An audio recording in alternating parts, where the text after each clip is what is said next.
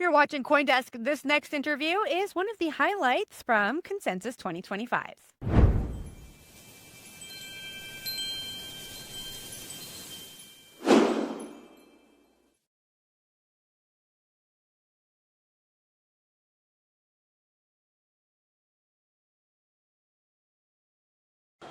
How's it going, everyone? Cody Carbone here, CEO of the Digital Chamber. An awesome conversation today that I am honored to moderate. Two gentlemen up here with me that I don't think need any introduction. Nathan McCauley, co-founder and CEO of Anchorage Digital. Sergey Nazarov, co-founder of Chainlink.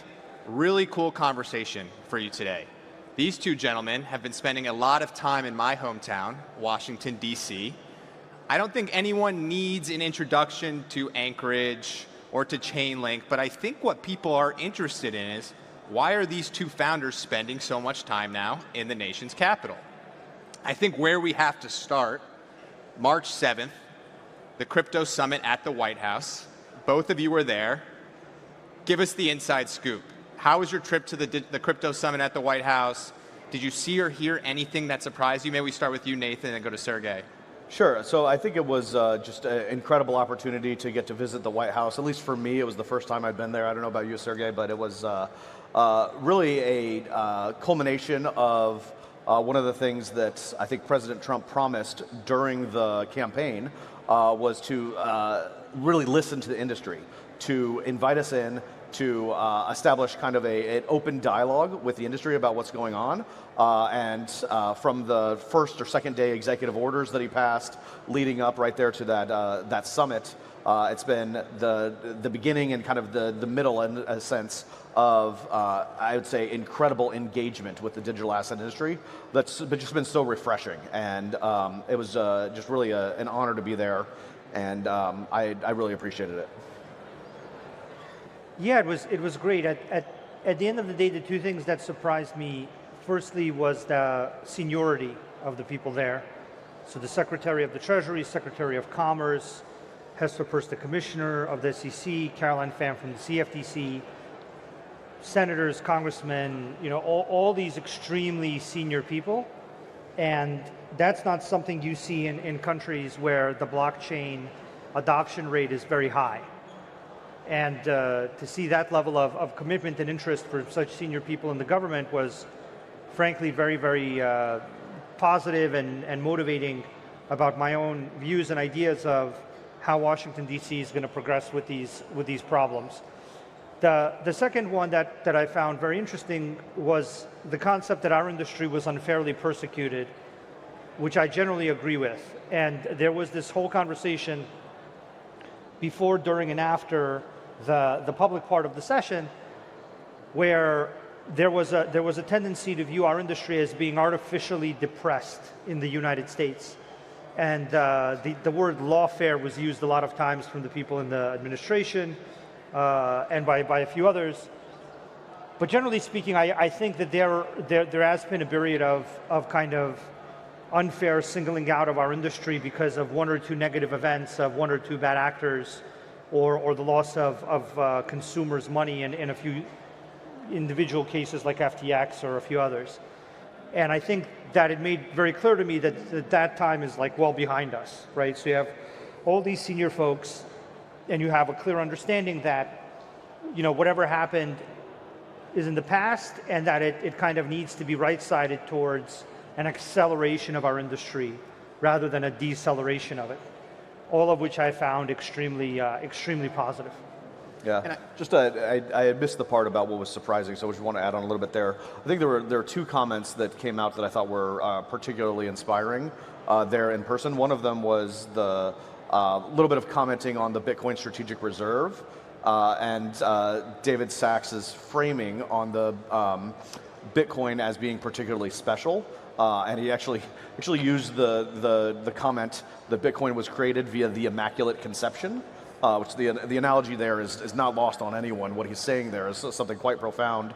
And then Secretary Bessent coming in and saying, hey, we're going to advance the cause of the US dollar, and we're going to do that via stablecoins. I think a lot of us in the industry have been arguing that kind of a notion for many years. And so to see the full embrace that stablecoins are a chance to increase the dominance of the dollar across the globe was incredibly exciting and frankly surprising to see that much of an embrace from not just President Trump himself, but from the cabinet members.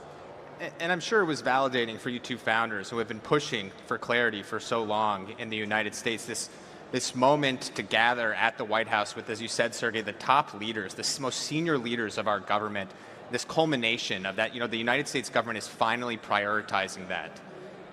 That wasn't the first time you both have been to D.C. I follow both of you on social media, as I'm sure many in the audience do. We've seen you guys in D.C.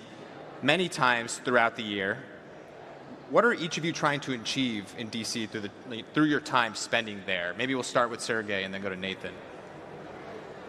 Sure. So we have three large overall objectives. One objective relates to the decentralized finance community. Chainlink powers the majority of decentralized finance and became adopted as a technology initially by the DeFi community. So coming up with clear ideas about how the US should approach decentralized finance is something that we're very interested in and something we want to do to help support the DeFi community in general, because we feel very strongly that the DeFi community is a very important part of the blockchain community overall, and that it's also in many ways the future of the global financial system. So one way is, how do you make sure that DeFi is approached correctly by the US government, which is very significant globally because the US government is what's known as a super regulator and their decisions ripple out globally. The second thing is about the institutional side of our industry. Chainlink also powers many of the top institutions today. So we power folks like Fidelity International on production. Here at this conference, we announced our transaction with JP Morgan and others. And so there are bills like market structure that are there in DC now.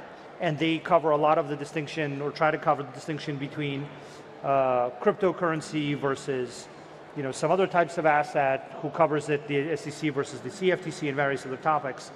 But we think there needs to be more clarity to make institutions comfortable with issuing high quality tokenized and digital assets. And so that's another really, really big goal we have. This extends all the way from the Treasury and OCC and their interpretive guidance letters, all the way to Congress and the regulators like the SEC and CFTC. And then the third goal for us is to enable the US Congress and regulators to understand what good technical standards look like for key blockchain related events like proof of reserves, proof of liabilities, and proof of solvency, right? And proof of composition. So basically, how do you prove things about assets on chain? How do you create reliable standards for cross-chain communication? How do you create automated compliance through on-chain smart contract automation of compliance? So the third one that relates, I would say, the most directly and the most heavily to Chainlink's work is educating the regulators, educating the Congress, educating the executive branch and everybody about what high quality technical standards for the US financial system look like for proof of reserves, cross-chain interoperability, automation of compliance through blockchains, those types of topics. So those are our three large overarching goals. Yeah, like you said, this hasn't been certainly hasn't been my first time in DC. One of the early things that's kind of interesting about Anchorage is probably our third or fourth demo of our technology that we ever showed to anyone in the world was to the SEC. This is back in probably Q1 of 2018.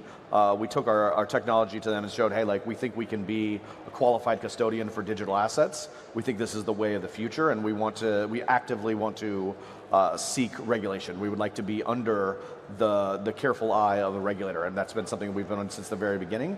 And so the overall engagement with Washington has always been about we can bring regulatory clarity, we can bring thoughtful regulation to the digital asset space.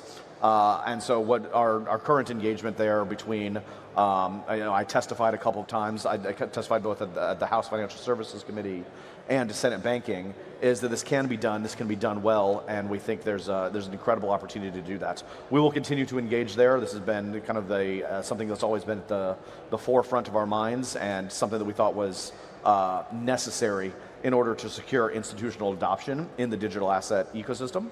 And so whether we're engaging on market structure bills, thinking about what is the right kind of separation of responsibilities across the various market participants, we're advocating for some of those things now. On stablecoins, how do we make sure that the stablecoins can come out in a way that they're regulated, thoughtful, safe for individual consumers, and able to expand the dominance of the dollar. And so that's really what we're focused on now, particularly is helping out with those two bills. And then also other areas we're interested in is continued engagement with our primary regulator, the OCC, thinking about like what comes next in terms of banking, thinking about how do we get to the point where we're not the only digital asset bank in the country, but there are dozens or not, if not hundreds of digital asset banks that are able to participate in the industry. That's really where we want to see this go, and we're kind of advocating for that as much as we can while in Washington. I want this conversation to be forward-looking. There has been a lot of optimism coming out of D.C.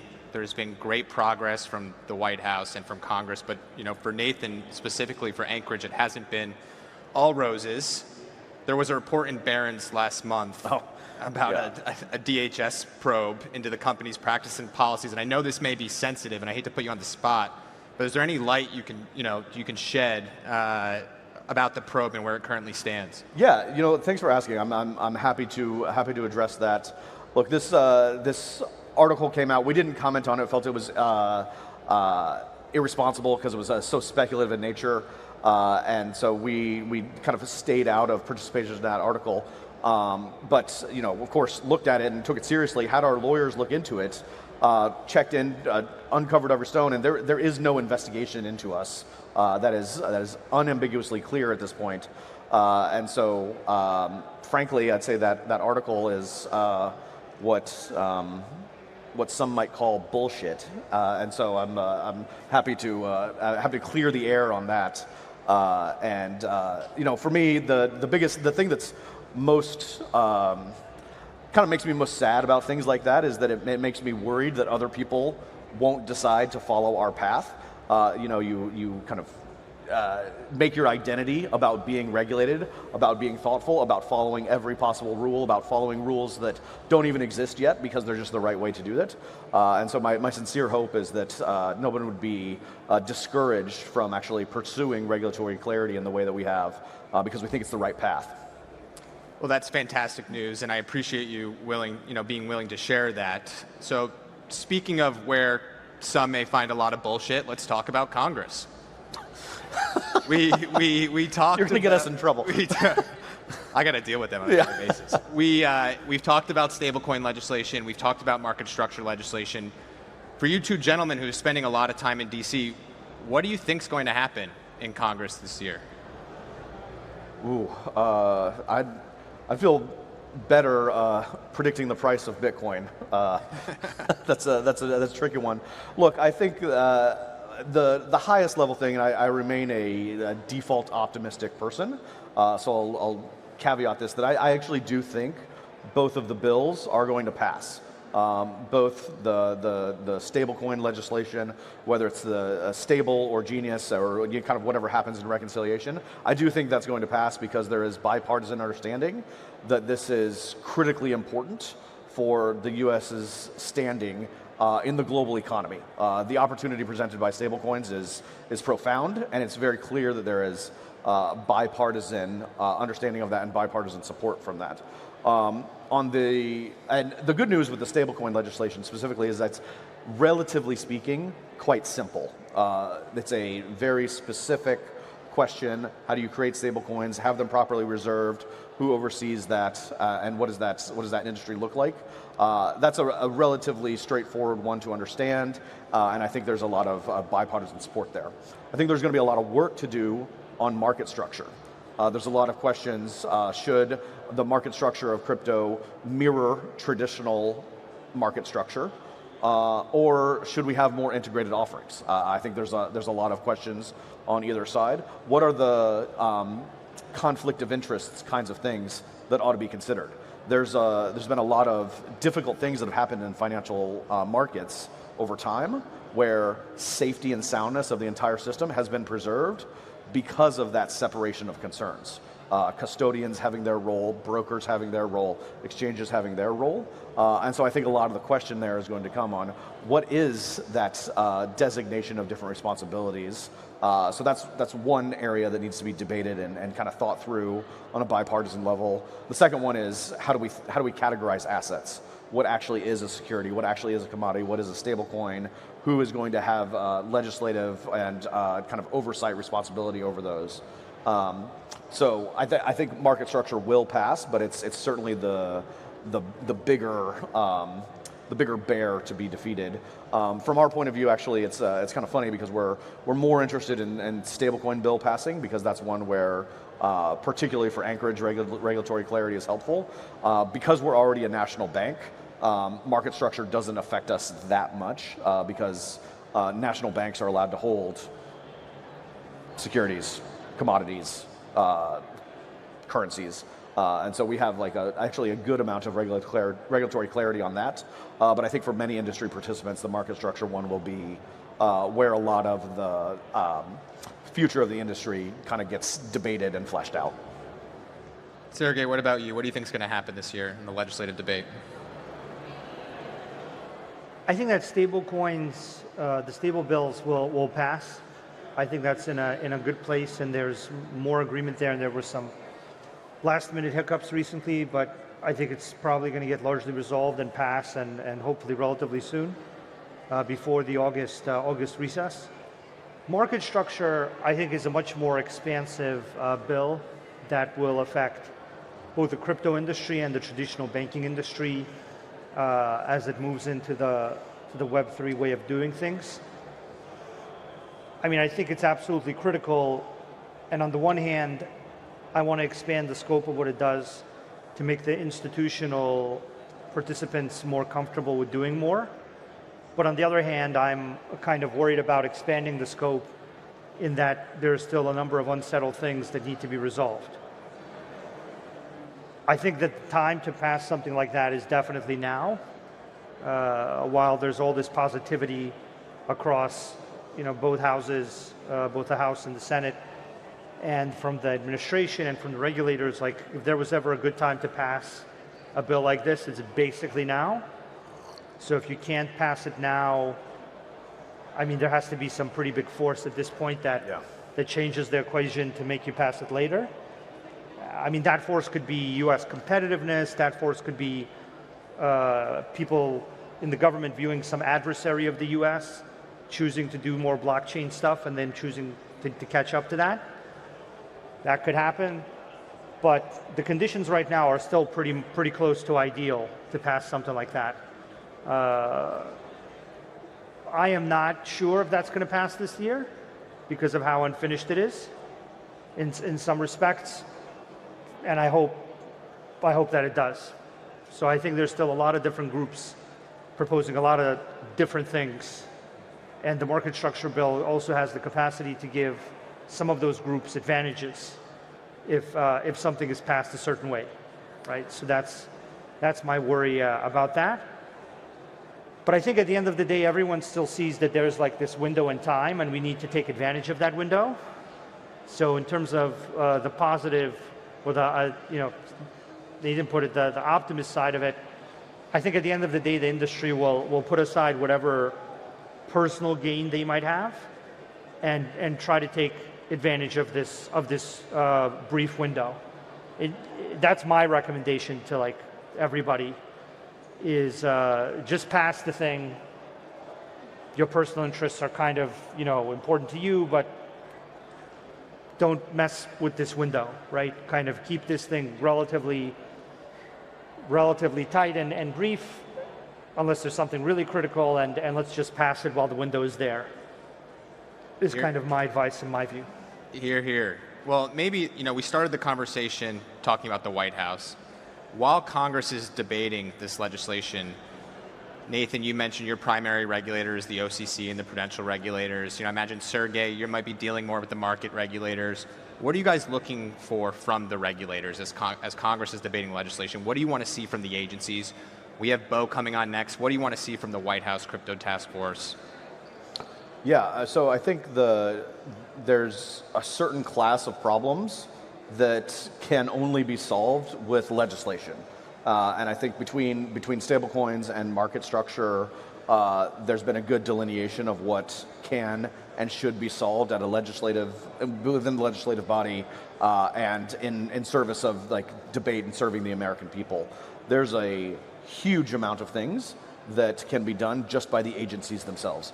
Internal rulemaking, interpretation, chartering of new entities, a whole mammoth set of things really that can be done within those particular agencies. You already see the SEC starting to work on this with I think they've had over 100 meetings come in to meet with the crypto task force inside the SEC. I think they've got the opportunity to do incredible amounts about clarifying what is and isn't a security over at the SEC. So just been really impressed with the engagement there. On the OCC side, and not just the OCC, but actually all of the prudential regulators across OCC, Fed, FDIC, they have taken a more open approach to say, hey, blockchain can be done and can be well. We've invested in understanding, at least the OCC said they've invested in it for the last 4 years in overseeing us. And based on that understanding now, they are ready to allow others to come in and get registered. And so I think you're seeing a generally lifting of the cloud across at least those 4 agencies. But I think that's going to happen to other places as well. CFTC will be also be doing that. And then, personally, I'm pretty excited about things at the White House regarding the strategic Bitcoin reserve. I think that's it's a fascinating opportunity to look through, like, hey, what does it look like for the U.S. to at least hold the existing Bitcoin they have and not kind of lose out on the gains that are going to come over the next few years from the appreciation there. So that's another one that I'm tracking, and generally speaking, I've been super impressed with the White House's engagement. Bo Hines is fantastic. I know he's coming up next, and so I've been really impressed there, and really looking forward to what comes next. From my point of view, the Trump administration, Bo Hines, David Sachs are doing a fantastic job. I think we're all very lucky to have them in our industry's corner, advocating for it and working hard every day to make it something that'll bloom in the United States. From the regulators, I think through rulemaking at places like the SEC and the CFTC, you can have interpretive guidance that comes out relatively quickly on topics like transfer agency, various other key topics that would make it easier to build high-quality tokenized assets, digital assets, real-world assets in the U.S. financial system. And then from the OCC, there's a number of interpretive letters that limit banks in holding cryptocurrency, dealing with cryptocurrency, that if they were revised, you could have more institutional adoption of blockchain technology and more outputting of high-quality assets. So I think the White House, Bo and David and Trump administration are already doing massively great things for our industry, moving things forward in a very positive way. The regulators are very open and positive.